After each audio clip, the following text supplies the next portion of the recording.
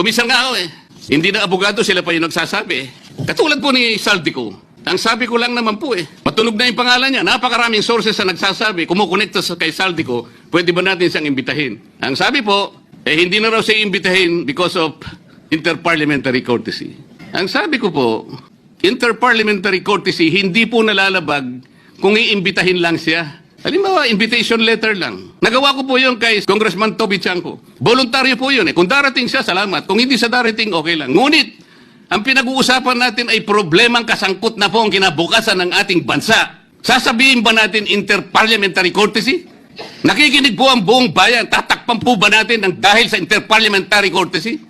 Nakasulat po ba sa bato yun? Absolute po ba yun? Yun po yung aking ikinasasama ng loob eh. Hindi po tayo dapat mag-away-away. Iisa po ang ating layunin. Ang ating bansa ang pinaka-importante sa ating lahat. Bakit po kinakailangang ilihis natin?